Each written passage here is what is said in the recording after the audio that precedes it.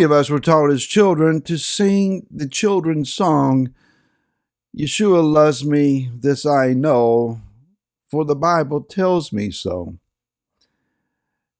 But are we told exactly why he loves us? Even more importantly, are we lovable? Hi, this is Barry Phillips with 10-Minute Torah, day 1 of Eikev, and it means because. And that word could just lead to all kinds of ride down the road in the front seat and have conversation type stuff. So let's kind of put the seatbelts on and ride along for the next 10 minutes and talk about Deuteronomy chapter 7, verse 12 and 13.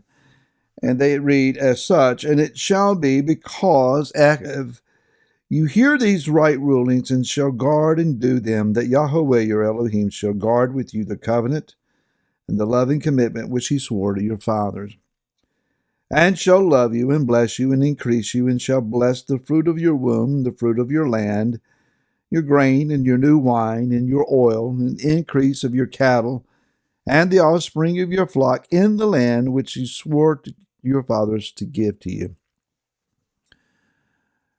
I'm reminded of, shall we say, what we always called puppy love conversations. Your 10, 12, 13-year-old child comes to you, and they ask the probing question, how do you know if someone likes you?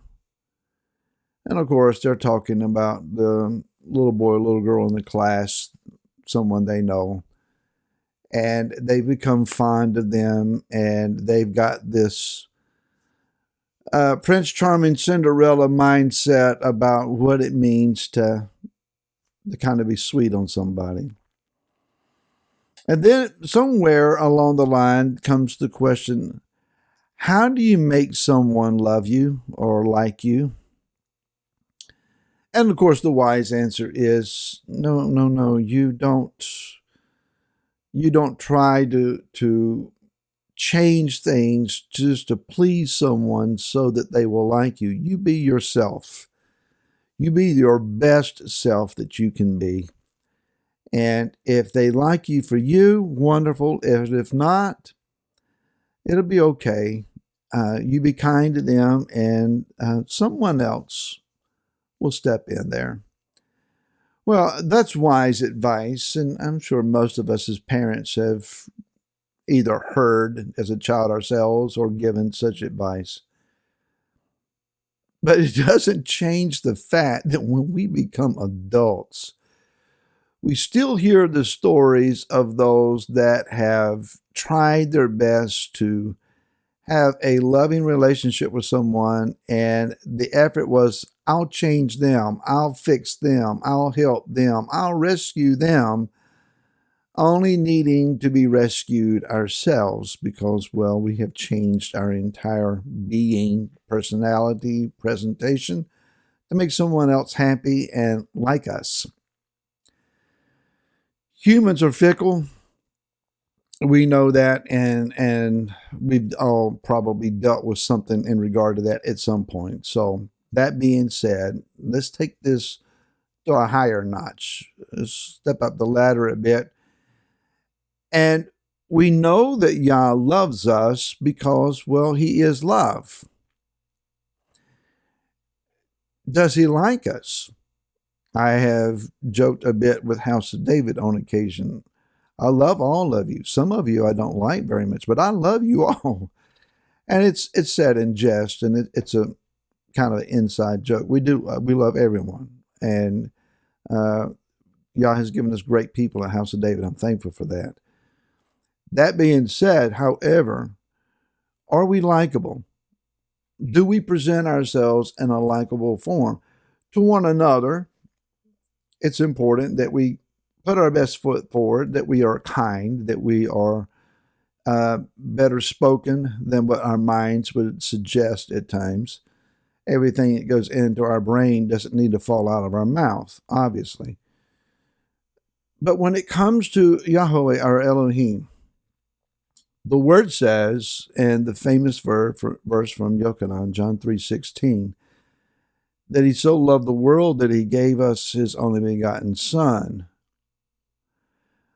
What we have failed to realize in the context of that is that Yeshua loved us enough that he was willing to come, and that he was committed enough to his love for humanity, not just, yes, for the Jews, and yes, for the lost sheep of the house of Israel, yes, for all that is Israel and all who would become Israel, but also for the lost and depraved, debauched, sin-stricken world of humanity, knowing that the vast majority would never even acknowledge him for what he has done. Others would laugh and ridicule at the very idea that someone would want to redeem or deliver them from themselves. And he did it anyway. Why? Well, because Eikev, he loved us. And there is this understanding that the word Eikev, it means a consequence or a result of, or the wages or the reward of. Well, the consequence or result of what? Yah's love for all of us. So we take this theological truth and we put it on easy play, repetitive loops. He's love, he's love, he's love, he's love.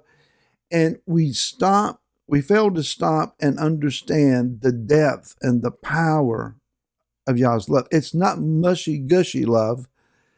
It's not puppy love. And certainly Yah is not trying to get us to like or to like him, so he's changing himself. That's not happening. He is set apart. He is unchangeable. And if we love him in return, we love him for who he is, as he is. But in the Hebrew phrasing here of this, the remainder of verse number 12, Yahweh your Elohim shall guard you with the covenant and the loving commitment which he swore to his fathers. In the Hebrew of that, three times there is the aleph tav, the et in Hebrew.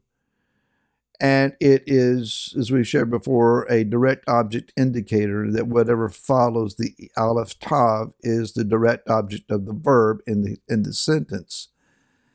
And it's et ha-mishpatim, the covenant, the judgments. He will keep that with us. And then it is et ha-brit, the covenant. He will keep the covenant with us. And then it's et chesed, that is, he will keep loving kindness and tender mercies toward us.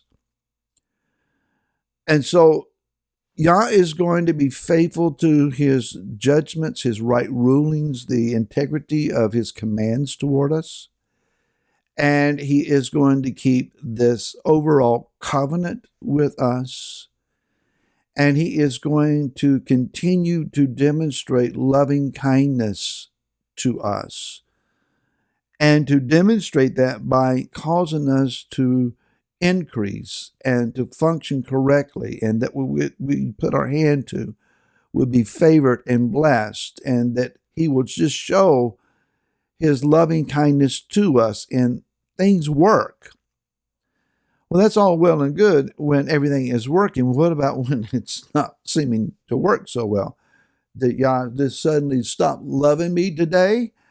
No. Because life happens, and the soil will wear out, and we'll need to move our crops. And the grass will be grazed down to the root, and we'll need to move our cattle. Sometimes we just need to continue with the processes of life and move along to find the place where the continued blessings go and where they're to be found. It's the searching for him. But one thing that we can count on, wherever we are and wherever we go, and however life is treating us, you can count on this. Yah is faithful. He is faithful to his word. He is faithful to his covenant. And he is faithful to show you the loving kindness That's just who he is. You are loved today, and I'll see you again tomorrow. Till then, shalom.